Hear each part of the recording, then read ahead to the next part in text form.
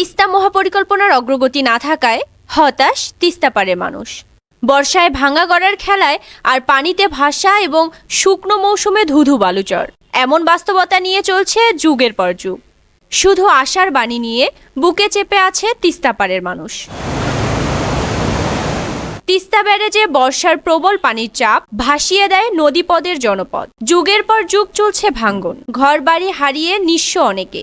শুকনো মৌসুমে সেই তিস্তা ব্যারেজ পায় বিপরীত রূপ। পানি শূন্য নদী মাইলের পর মাইল পরিণত হয় ধুধু বালুচরে। নেতিবাচক প্রভাব পড়ে জীব ও বৈচিত্র্যে। তিস্তার যে মহাপরিকল্পনা হাতে নিয়েছে সরকার, এটি যদি বাস্তবায়ন করে তাহলে তিস্তাপাড়ের মানুষ কিন্তু নিশ্চিতভাবে ঘুমাইতে পারবে এবং জীবনযাত্রার মানও কিন্তু উন্নত হয়ে যাবে।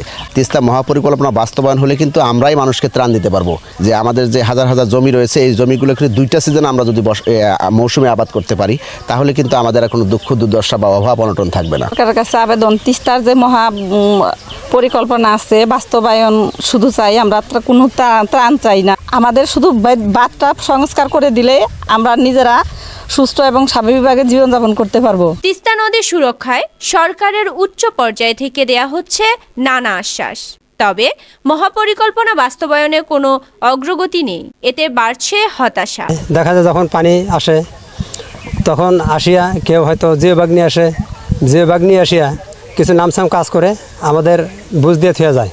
এখনও আমার জমিন এখনও 2-20 মারি পড়ে আছে জমির নদীর ভিতরে। আমরা এটা আমাদের অনুরোধ যে আমাদের তিস্তার বাঁধটা খনন হলে বাঁধ হবে, ভালো হবে, আমাদের উপকার হবে। এই তিস্তাকে মহাপরিকল্পনার যে ভাবনায় সরকার করেছেন, এই মহাপরিকল্পনা যদি বাস্তবায়ন করেন, আজকের এই বাংলাদেশের এই উত্তরাঞ্চলের ডিস্ট্রিক্টগুলো প্রত্যেকটা মানুষ সুন্দর সুষ্ঠুভাবে জীবনযাপন করতে পারবে এবং আমাদের এই দেশ উন্নয়নের পথে আগে যাবে।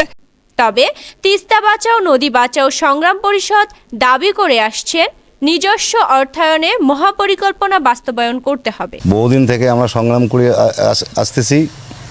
তিস্তা বাঁচাও নদী বাঁচাও সংগ্রাম পরিষদ। আমার বিশ্বাস সরকার একটু মনোযোগ দিলে নিজস্ব টাকায় নিজস্ব অর্থায়নে সরকার আমাদের কাজ করবে, এটাই আমরা আশা করি। বাংলাদেশ অংশে তিস্তা নদী 115 কিলোমিটার প্রবাহিত হচ্ছে। লালমনিরহাট, কুড়িগ্রাম, গাইবান্ধা, রংপুর ও নীলফামারী জেলায়। তবে আশার বাণী শুনিয়েছেন অন্তর্বর্তীকালীন সরকারের বন ও পরিবেশ বিষয়ক উপদেষ্টা সৈয়দা রেজওয়ানা আহমেদ। আমি আশা করি ডিসেম্বরের মধ্যে আপনারা একটা আশার কথা শুনবেন।